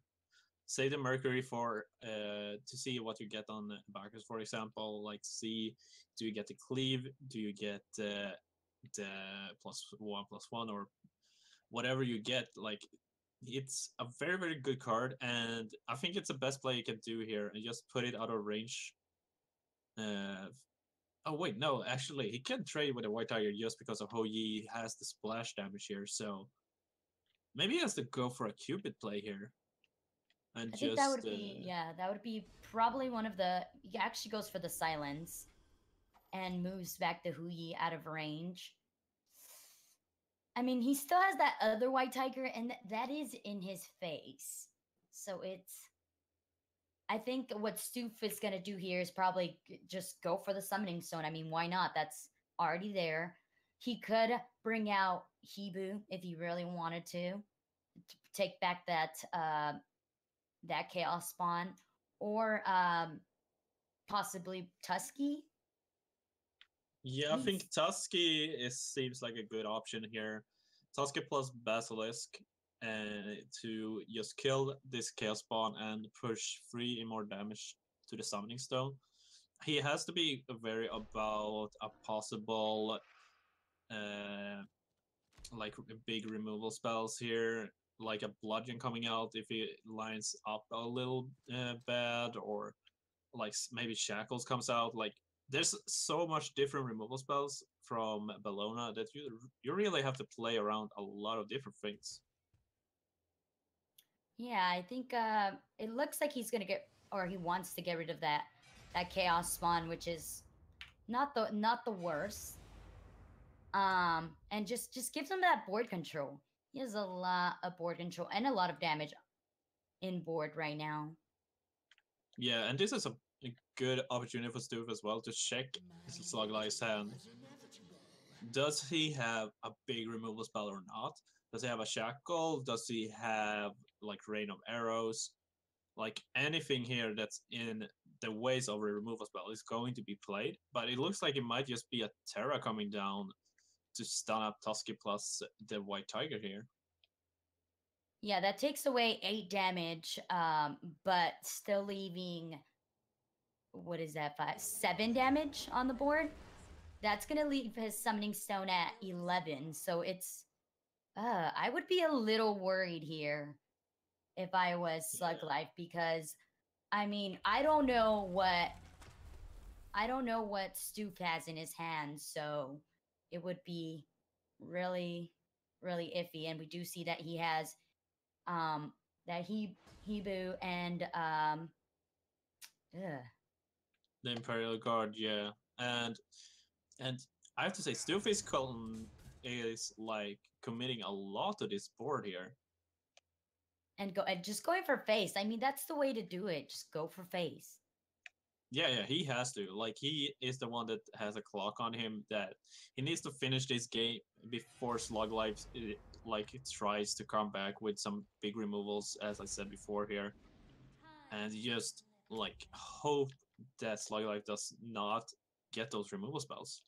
Right. I mean, he doesn't know that he doesn't have them, but Well, Stoof is such an experienced player, I would say, that he knows that Sluglife's hand is mostly just minions and gods right now, just because he hasn't played any of the removal spells. Wonder he had some good opportunities for all of them. I think that's why he's saving his Hubbo for that, just in case. But we do see that he gets the win. What kept him on the path of success right there? Well, I would just say that Sluglife did not try his removal spells. His hand was stuck with small gods and minions that didn't really impact the board in a good way for him. It did not swing in his favor. So I would say that's the biggest thing in that matchup right there. Like, the removal spells wasn't there for Sluglife. Right, and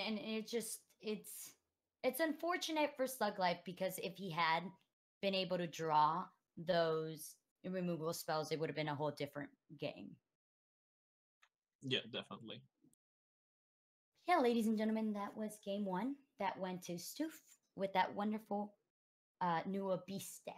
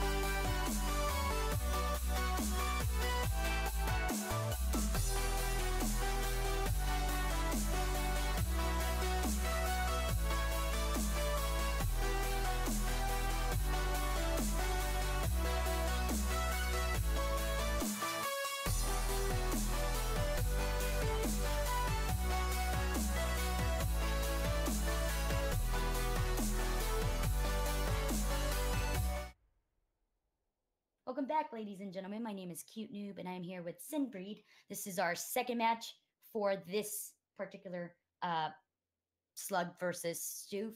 We did see that Stoof beat Slug Life, and right now we have a Odin mirror match. Yes, What? this is interesting. Like straight off from the bat, we see a soul in Stu's hand, and soul is one of the cards that has been probably changed the most in this lifespan of Hand of the Gods. So right now it only deals 1 damage to adjacent targets, but when it comes to Norse, it's very good just because you usually have small minions. Right, and unfortunately, for Stoof, he doesn't know this, but um, Slug Life has 2 rune stones already in hand. What, how is he gonna deal with this? What is something he wants to bring out on the board to try to counter this? Well, he starts he needs like a gift of mooning or something like that to take out the first one, and maybe find his own would be a good thing if he runs them, because we do see a war behemoth in his hand, so this might be like more of a mid range and not that aggressive style of Odin here. So it's gonna be interesting to see here, but he needs to play passive right now. Don't overextend into it, making like good trades happen for Slug Life here. He does have that Zert in his hand, and like you said, the soul. You said he doesn't want to overextend, so what would be like the best card to play right now? Oh, well, we already saw Howder and getting rid of that minion. I think he would he want to have like a lot more minion presence, like take control of the board type of style. I would try to look for removal right now and use the health on your Summoning Stone as a resource, basically, to like you let it take some damage, but you kill whatever he's trying to move up with and to do the damage. You just trade efficiently and basically thin out Slug Life's hand. That would be my objective here, and then looking just for like a Gift of Mooning or something in that way. You're right. So next turn he has the warp behemoth coming out, which could allow him to draw more cards and look for, like you said, those the Moonin and all those removal spells. Yeah, definitely. But I think he needs to get like this poisonous card. He needs to get that away from his hand. But he's gonna keep it in his hand and take 4 damage here. That's an iffy hand to keep, just because it does so much damage to your Summoning Stone. And I as a player panic when I have any of those type of cards in my hand, because like just even taking 1 damage to my Summoning Stone hurts my heart. I can't think of taking 4 damage. Like it's a little scary, man. A little bit. I can understand why. I have done my fair share of misplays, and it's like, oh, I get to get rid of this card that deals 4 damage to me, and then I count my mana and like, wait, I could have probably won this if I just took that 4 damage instead of just wasting 2 mana on it and stuff like that. So it's a skill to have, I think, in this game, and Stoof is probably one of the most skillful players that we have in this game. So I'm not gonna question any decision that he makes here. I'm feeling like this is a little bias here. I feel like you're a cheerleader for Stoof, man. Well, we're both Swedes, so that might be some of it, but at the same time, Stoof also has the best win-loss record of any competitive play in tournament play, so I would also argue for that he really knows what he's doing. Well, I'm gonna be Slug Life's cheerleader and say that he's taking some damage to that Summoning Stone, and it's almost at 15. I feel like when the Summoning Stone gets to 15, I start to panic, because it's like, and it's weird. Stoof is keeping that poison in his hand. I would really like to know, like, what is he thinking? Why is he keeping it? Well, it feels like he needs just to get to this board here. He can't let Slug Life do whatever he wants, basically, here, and use charge minion that you don't have charge, basically, and just bully him into like a defensive posture. He needs to. He, in his opinion, I would believe, is just going to combat the board and just push damage through, and then take out the summoning stone that way. Yeah, that's some. I mean, it's so unfortunate that he hasn't drawn a Runestone of Eerie. I feel like he has the cards for it. He hasn't got. He just hasn't got that card. You know, he has to go with Scotty and Calder. It's they both. I feel like they both know it's over. Oh, Yeah, Venator gonna come down here and deal 7 damage on his own. and then that Freya to finish it off. So, ladies and gentlemen, that's a 1-1 Slug Life 1, Stoof 1. What are some like I don't even. I'm so mind blown by this because, like, you know, you said Stoof is one of the best players, and you know, I was expecting a little more challenge, like a little more fight back from him, but Well, it was all about that Runestone of Iron there. It enabled Slug Life to play super aggressively with his whatever he had in his hand, and Stoof was basically behind from the first turn of that game and tried to make the best that he could to come back, but it wasn't enough, and Slug Life just took advantage of that Runestone to its fullest extent. right, and he had 2. I mean, 1's already bad, and if you don't have an answer for that, that's, you know, it kills you. But if he has 2, it's great. It's insane. Yeah, definitely. We So that was- see, yeah, these guys are picking their pantheons real fast. We're already into game 3. But we are gonna see them, you know, trying to. I feel like this is gonna be a tough one for Stoof because I feel like Slug Life has nothing to lose. You know, he's already made some really good games, so he's just chilling. I mean, I feel like Stoof is like the crowd's choice of winner, so he really doesn't have anything to lose. Yeah, well, I mean, Stoof has one thing going for him, and that is that he gets to go first. So he gets the tempo of chipping away at the Summoning Stone from Slug Life from the start here. And Slug Life is playing that more mid-range style, it looks like here, with Guan Yu and Sun Wukong having the Fire Giant in his hand. So that is a better matchup for aggro Norse, or Norse in general, than the Beast variant that Nuwa also have in its arsenal. Right. Well, we saw that. That was a 1 for Slug, 1 for Spoof. I'm ready for the next match. I'm excited. I'm excited to cast it. Yeah. So another. Okay, so he's gonna go for a Tusky on Tusky action here, stunning them both out. I thought it would probably be like a Curse Warrior plus a Dagas play here to like kill the Nuwas or the Slug Lives. But he's probably just gonna try and take it off the board with his Scotty here in the next turn. I mean, he has a lot of. I feel like Slug Life has a lot of answers in his hand. That Poisonous Hydra, you know, the Manifold Blade, the Chaos Spawn. Although Stoof does have that board presence, I feel like Slug Life has an answer to at least 1 or 2 of these minions on the board.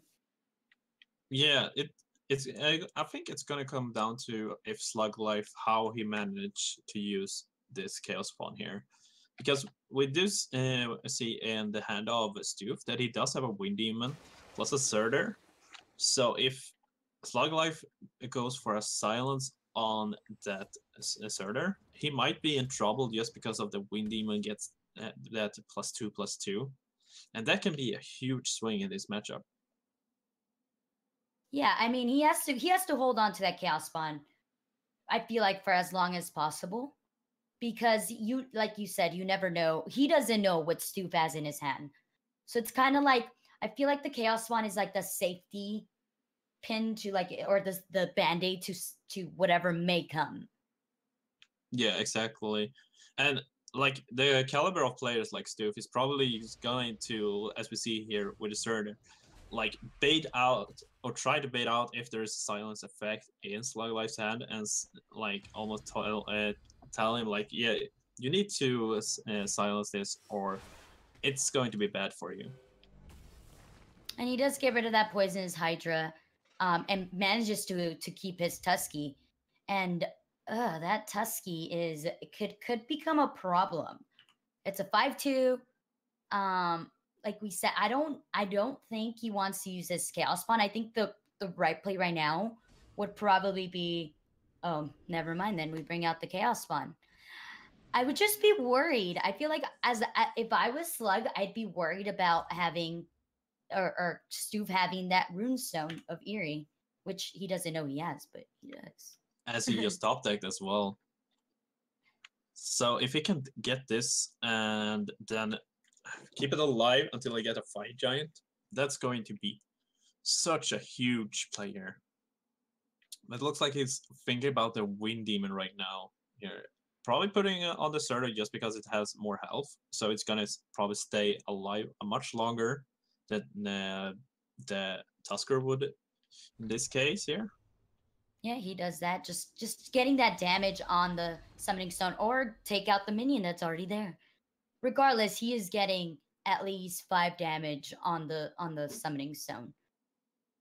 Yeah, at least here. So, and he does have the Crippling Curse in his hand as well. So whatever like Slug Life tries to come back with and battle the board with here, unless he can get some like very nice like Crescent Blades action with a Guan Yu, then it's not gonna be that hard for Stoof here to close out this game. Like he's putting a lot of pressure on Slug Life here. Yeah, it's kind of, I mean, it's what Odin wants to do, but you know, being on the other end, being on the receiving end of things, it's always a little bitter taste in the mouth.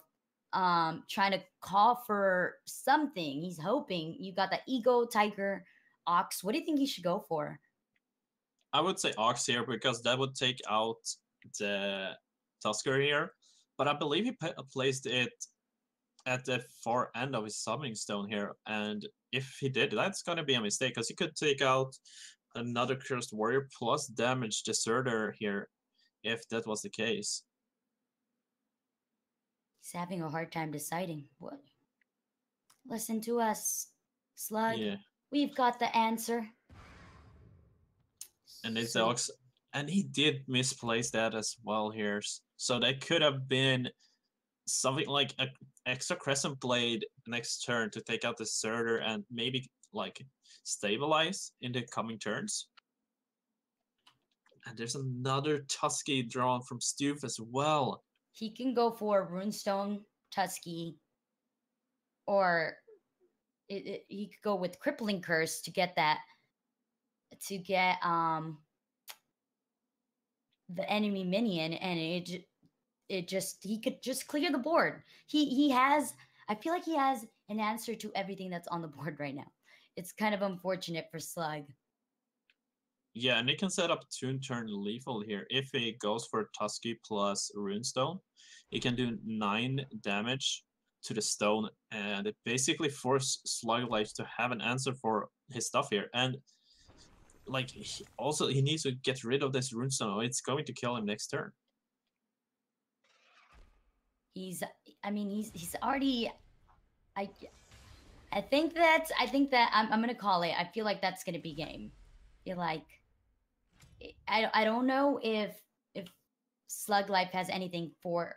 He could go for the Guan Yu to a Crescent Blade. Would get rid of 2 of those minions. That would be ideal. Yeah. He was still dead though to the Fire Giant in the hand of Stoof there. So he's going to call it. Stoof is going to celebrate. He's going to have some good dinner tonight because he just beat that Nua, and I'm sure he feels like he's on top of the world. It's great to, you know, get that 2 2-1. You know, it was a little bit iffy with that 1-1, but I think like now he's got that confidence booster to get him to win the next match. Yeah, hopefully so. Love watching Stuf play. Always interesting matches when he does, and yeah, he's probably one of the best players in this bracket, and he's in the lower bracket, so God knows what goes on the upper bracket, you know?